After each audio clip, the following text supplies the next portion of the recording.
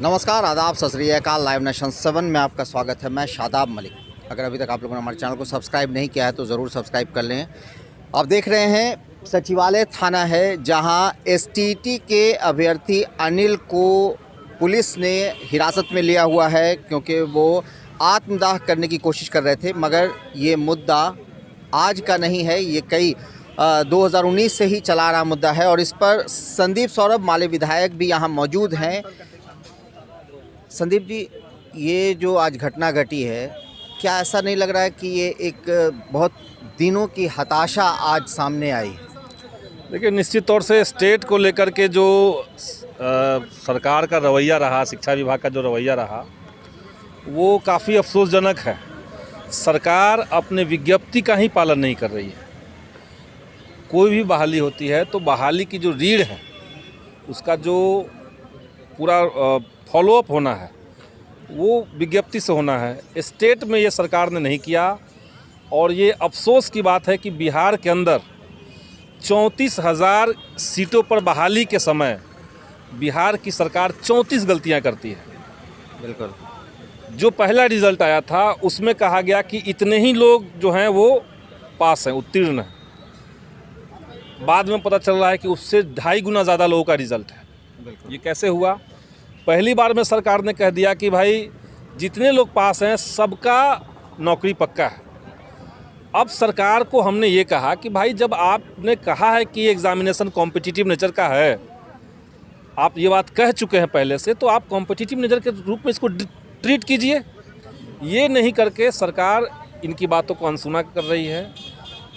जो मेरिट में है, जो नॉन मेरिट में है, दोनों एक प्लैंक पे भी आए हुए हैं। दोनों का कहना है कि जो रिज़ल्ट फाइनल दिया है सरकार ने, उसमें डॉक्यूमेंट वेरिफिकेशन आप करवा लीजिए। सीट आपके पास ऑलरेडी है, 2,75,000 तो बिहार में टीचर के पोस्ट खाली हैं। तो जब इतने पद खाली हैं तो आप तो सबको ज्वाइनिंग दे सकते हैं। आपका जो मेन चीज़ था कि ये एग्जामिनेशन जो है, इसमें नियोजन नहीं बल्कि नियुक्ति होगा, ये कहने का जो तात्पर्य था विज्ञप्ति का, आप डायरेक्ट नियुक्ति भी करवा सकते हैं। सरकार की असल में मंशा ये नहीं है और इसके चलते ही अभ्यर्थियों में हताशा हुआ। कई एक बार जो अलॉटेड जगह होता है, गर्दनी बाग, वहाँ पे भी आंदोलन लोगों ने की। सड़क पर लोग बार बार उतरे, हर बार लाठीचार्ज हुआ, कभी सरकार की तरफ से रिस्पॉन्ड नहीं हुआ।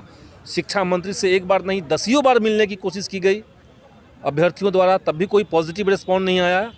इसके बाद लोग विवश हुए कि हमको शिक्षा मंत्री के आवास के बाहर आंदोलन करना है और इसीलिए आज लोग वहाँ पे आंदोलन करने गए थे। अब सरकार अगर ये ठान ले कि हर आंदोलन करने वालों को हम पुलिस का डर दिखा करके चुप करा देंगे और स्टेट के अंदर एक ऐसी डेमोक्रेसी, हम ऐसा लोकतंत्र बनाएंगे जिसमें असहमति का, क्रिटिसिज्म की कोई आवाज़ नहीं होगी, अगर ये मंशा सरकार पाल ले, तब तो समझिए कि लोकतंत्र का बचना मुश्किल है। तो एक चीज़ कहा जाता है कि लोकतंत्र का एक बहुत प्रमुख पिलर होता है विपक्ष। जी, विपक्ष का काम है, एक तरह से कहा जाए, अगर सरकार बेलगाम हो रही है तो उस पर लगाम लगाना। तो इस तरह से क्या लगता है कि जिस तरह नीतीश कुमार की सरकार चल रही है और पिछले, अगर हम कई सालों को याद करें तो लगातार रोज़गार का मुद्दा उठ रहा है और 2020 विधानसभा ऐसा पहली बार चुनाव हुआ जिसमें कि रोज़गार ही मुद्दा बना। जी, और देखिए, विपक्ष के रूप में अलग अलग बहालियों को हम लोगों ने बिहार के मेन स्ट्रीम की जो पॉलिटिक्स है उसमें इस्टेब्लिश करने की कोशिश की है। मुख्य धारा की राजनीति में सिर्फ हवाई बात नहीं होगी, धार्मिक मुद्दों पर समाज को बांट देना और राजनीति को सेट कर देना एक जगह पे ले जा कर के, ये बिहार में हम लोगों ने नहीं होने दी। इसके लिए बिहार के तमाम विपक्षी दलों के साथ साथ यहाँ के तमाम युवा भी इसके लिए बधाई के पात्र हैं कि पिछला चुनाव इस तरीके से हुआ। लेकिन अफसोस यहाँ पे है कि एक तरफ बाहर शिक्षा मंत्री और सरकार जो है वो अभ्यर्थियों की बात नहीं सुन रहे हैं, तो दूसरी तरफ विपक्ष जब इनके मुद्दों को लेकर के सदन में उठा रहा है तो वहाँ पे शिक्षा मंत्री और सरकार के तमाम जो विभाग हैं वो गलत जवाब दे रहे हैं। जैसे स्टेट 19 का जो मामला इनका है, हमने सरकार से ये पूछा कि क्या ये बात सच है कि स्टेट की जो बहाली हुई, पहली बार आप लोगों ने जो रिज़ल्ट दिया, जितने लोगों को पास किया, अब वो नहीं आप चाह रहे हैं कि वो लोग नौकरी करें, उनका ज्वाइनिंग हो। पूरा जो रिज़ल्ट दिया गया है उसमें आपने 69,000 बाद में रिज़ल्ट दिया। और आपने विज्ञप्ति में कहा था कि भाई ये कॉम्पिटिटिव नेचर का है, जितनी सीट हैं उतने लोग का हम रिजल्ट देंगे। विज्ञप्ति पढ़ के लोगों ने फॉर्म भरा, तो अब उनका ज्वाइनिंग आप क्यों नहीं करवा रहे हैं, ये हमने सवाल पूछा था। इसका जवाब देने के बजाय शिक्षा मंत्री ने ये कह दिया कि भाई ऐसा तो कोई बात ही नहीं है, विज्ञप्ति में तो कोई बात ही नहीं हुई है। विज्ञप्ति अखबार में छपा हुआ है, विज्ञप्ति जो है वो ऑनलाइन अभी भी मौजूद है, हाथों हाथ विज्ञप्ति है। सरकार की तरफ से जो लेटर जारी हुए उसमें ये कहा जा रहा है कि नहीं, ये कॉम्पिटिटिव नेचर का है, ये कोई योग्यता परीक्षा नहीं है। योग्यता परीक्षा होती तो आप उसमें सीट का संख्या देते नहीं। सारे फैक्ट जो हैं वो स्टूडेंट्स के फेवर में है।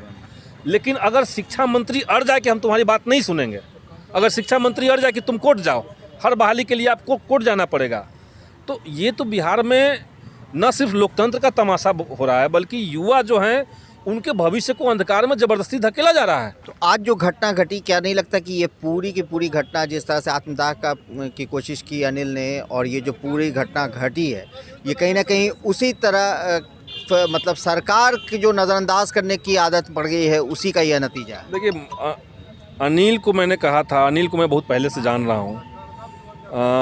अनिल के साथ वो आंदोलन में है, और आज जो घटना हुई उसको मैं अनफॉर्चुनेट मानता हूँ। और मैंने अभ्यर्थियों को भी कहा है कि ये आंदोलन का कोई मोड नहीं है, इस मोड में आंदोलन को नहीं जाना चाहिए। शरीर के ऊपर करासन तेल छींटने की जो कोशिश हो रही है वो ठीक नहीं है, ये हमने कहा है। और लेकिन ये अनुभव का कमी कह सकते हैं, और इसको आधार हताशा है, सिस्टम ने मजबूर किया है लोगों को, तो इसीलिए हमने ये कहा भी है।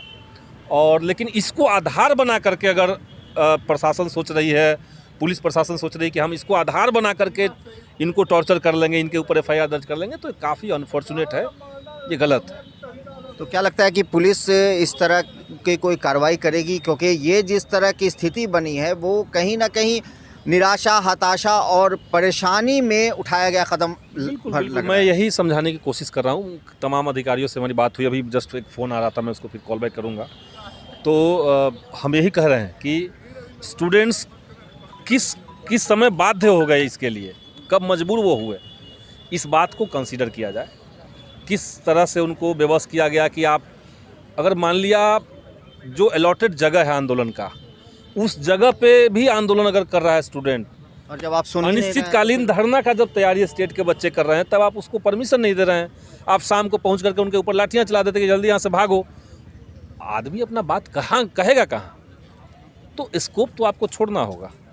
इसलिए ये डराने की जो कोशिश है कि हम आंदोलन कर रहे थे, हम FIR कर लेंगे, आपके घर वाले आपको डांटेंगे, मित्रों के बीच में आपको दिक्कत होगी, इसलिए डर जाइए आप। तो अभी आप क्या कोशिश उचित नहीं है। निश्चित तौर से मैं पिछले 2 घंटे से यहीं पे हूँ। तो संदीप सौरभ जो लगातार युवाओं की आवाज़ बनते रहे हैं, युवाओं के हक की बातों पर हमेशा उनके साथ खड़े रहे हैं, ऐसे में जहां सचिवालय थाना आपको ये दिख रहा है, जहां अनिल फिलहाल पुलिस की हिरासत में है। अब देखना है कि अनिल के साथ और कौन है? गौतम जी और रूपेश। अनिल के साथ साथ गौतम और रूपेश भी पुलिस हिरासत में हैं। अब ऐसे में जहां माले विधायक संदीप सौरभ भी यहां मौजूद हैं, अब देखना है कि आगे पुलिस क्या कार्रवाई करती है। मगर एक सवाल ज़रूर खड़ा होता है, और वो सवाल होता है कि आखिर क्या वजह है कि हर एक दिन बाद बिहार की सड़कों पर, ख़ासकर बिहार की राजधानी पटना की सड़कों पर छात्र उतरते हैं, आंदोलन करते हैं, आवाज़ लगाते हैं, फरियाद करते हैं, मगर आखिर वो फरियाद किस से कर रहे हैं? और अगर सरकार से कर रहे हैं तो सरकार उनके फरियाद को कब सुनेगी? बने रहे हमारे साथ, देखते रहे हमारा वीडियो। अगर आपको हमारा वीडियो पसंद आता है तो हमारे चैनल को ज़रूर सब्सक्राइब करें। फेसबुक के जरिए देख रहे हैं तो पेज लाइक करें, साथ ही ट्विटर हैंडल पर हमें फॉलो ज़रूर करें। धन्यवाद।